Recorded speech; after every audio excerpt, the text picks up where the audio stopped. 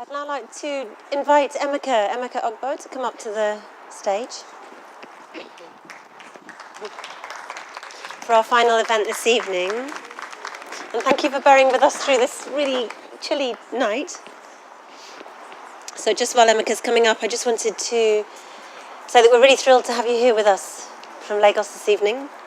We were first introduced to Emeka by BC Silva, who was the curator of Marker in 2013, when that section of Art Dubai focused on West Africa. Hey. And at that time, Emeka was well into exhibiting globally and taking his soundscapes, he mainly works in sound and video, and really leading audiences all over the world to reflect on the way that soundscapes can have us experience the city in a very particular way, or the representation of the city. Emeka's exhibited very widely, most recently, or one of recent projects being at the Smithsonian, and he's also co-founder of Video Art Network Lagos. We have a special commission after this little chat that we're going to have now, which will play out the evening. But I just wanted to have a little bit of a conversation with Emeka to put it in some kind of context and to introduce the project a little bit.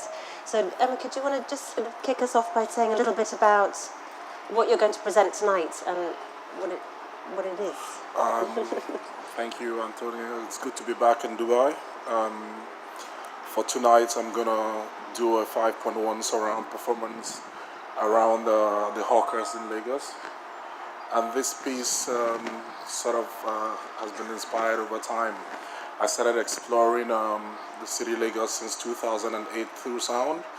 And one of the most interesting parts of the city that I always recorded was the bus stations.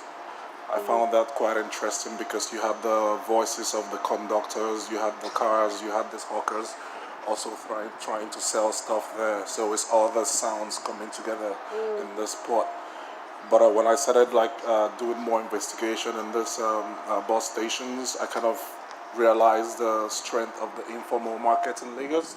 You have all these hawkers carrying trays around and calling out their wares, and you also have the bus conductor competing with them on the soundscape. But what I found interesting is that you can actually put together like a stock exchange, a stock market within this bus station from the kind of goods they sold. And that inspired the first piece I did on that, which was called Oshodi Stock Exchange. But then I got a commission from the Smithsonian last year, and I did an installation called the Market Symphony, and that put together these voices in a 30-channel sound, and it's still going on at the Smithsonian at the moment. Fantastic. I was really interested to ask you a bit more about this idea of kind of symphonies and the layering of cities' sound and how that can become a kind of musical score in its own right. So can you just talk us through how do you record in the city, and how do you break the sound down, and how do you then weave it again? Or Well, Lagos is quite an interesting place to record because you have this multi-layers of sound going on at the same time. It's not like the European city where everything is silent. So you could probably have like 100 sound going on at the same time in Lagos. So normally I like recording with the binaural microphones. You wear them on your ears and you sort of navigate the spaces. But sometimes I have to pull out the big microphones. But I prefer the binaurals because it's easy for you to navigate the space with it. And people are not paying so much attention to your equipment. Because when you bring out these big equipments, it tends to distract them. Because you could have the bus conductor calling out his routes, and you bring out your microphone and he pauses to start acting around that. So I prefer recording with the binaurals the way they are. The thing is, like with Lagos and the sound, it's already musical. You listen to the soundscape in a musical way, and you're able to identify some keynotes there. So most times I will reinstall these raw, and but I also started working a lot with composers, and we are making like new listening pieces with this. So it's kind of music combining with soundscape. Really interesting. And I think you've talked a little bit before about how cities like Lagos are becoming more automated, and gradually through time that automation brings in a kind of deadening of the sound, or a leveling of the sound. And this is obviously then influencing the way that people understand their city. I think you called it an oral cartography before. Yeah. So that the way we memorize a city or the way we navigate it is often through all of our senses, all our five senses, Yeah. including the way that we hear a city. Yeah. Could you just talk a little bit about that? Well, Lagos.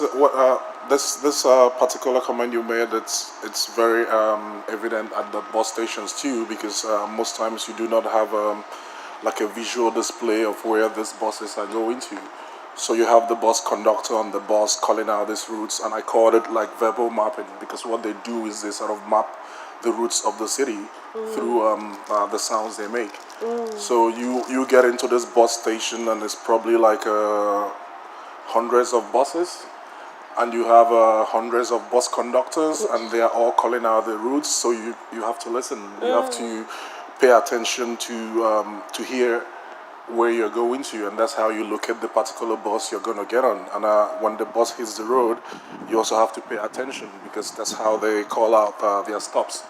So this thing is actually a way of mapping the city through the sounds of the bus conductor, and I've been able to investigate that, work with that a lot as a verbal mapping. But the truth is, you can hear a lot about the city from the soundscapes of the city. You can tell how intense or how populated the city is. You can also tell how the rules work in the city.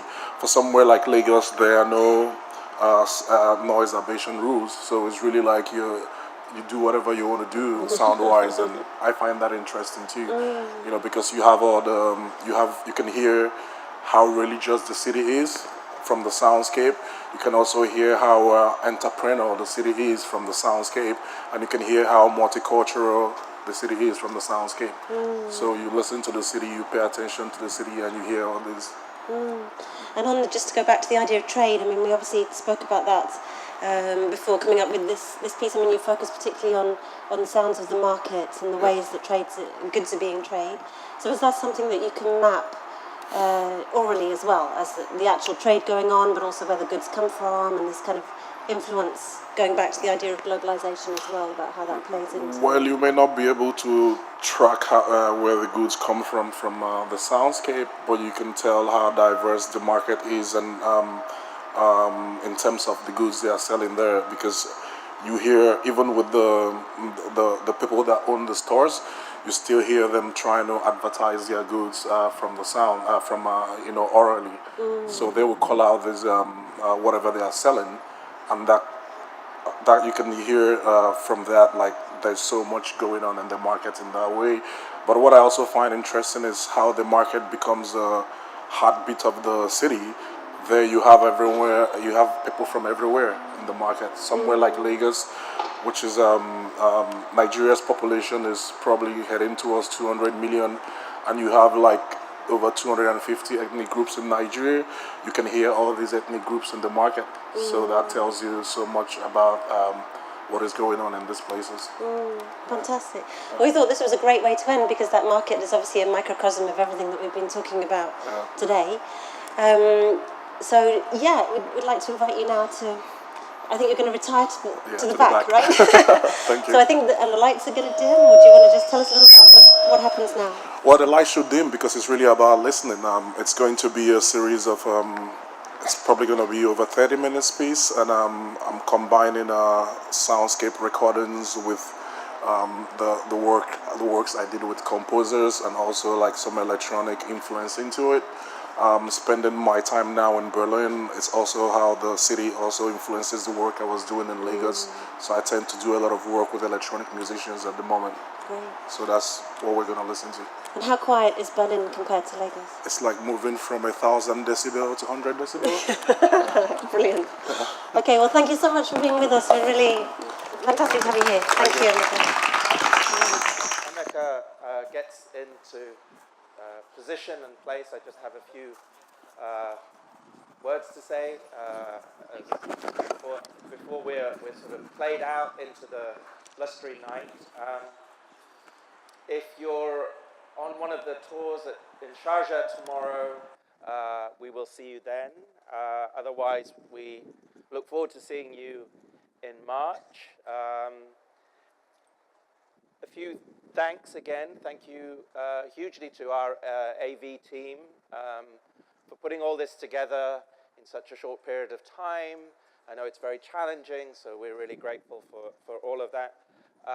Thank you to all our amazing guests for traveling from far-flung places or just around the corner. And thank you once again to our amazing team, especially the volunteers who've been so generous this evening. And thank you to you for coming and making this such an enjoyable and hopefully memorable evening. So now the lights, I believe, will dim. I ask you to close your eyes, to open your ears, and to enjoy the sounds of Lagos. Emeka, if you're ready, it's over to you. Your white handkerchief, what naira? When you use that, don't come down.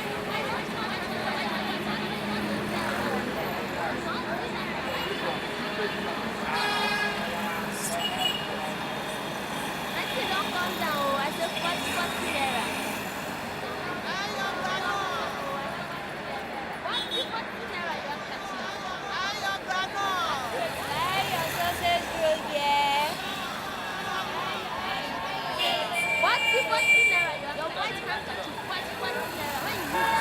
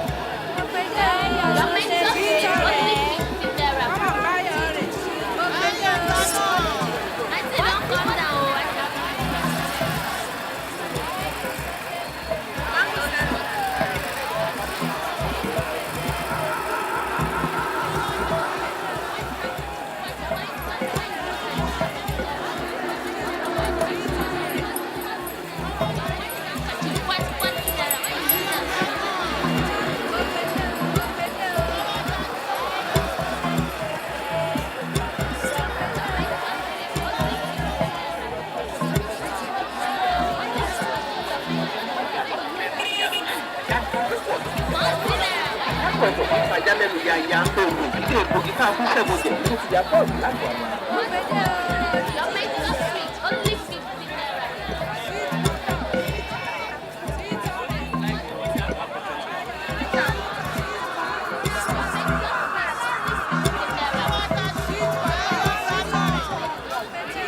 Your mate is sweet, only 50 naira. Your mate is sweet, only your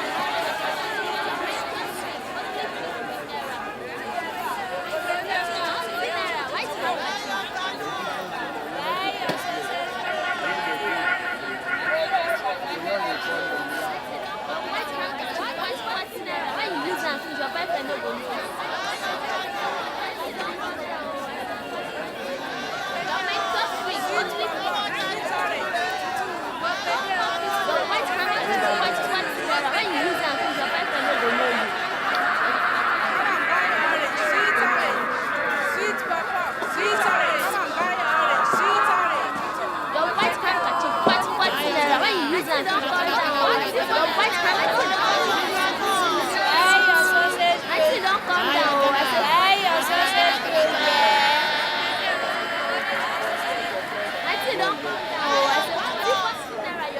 Don't calm down. Make us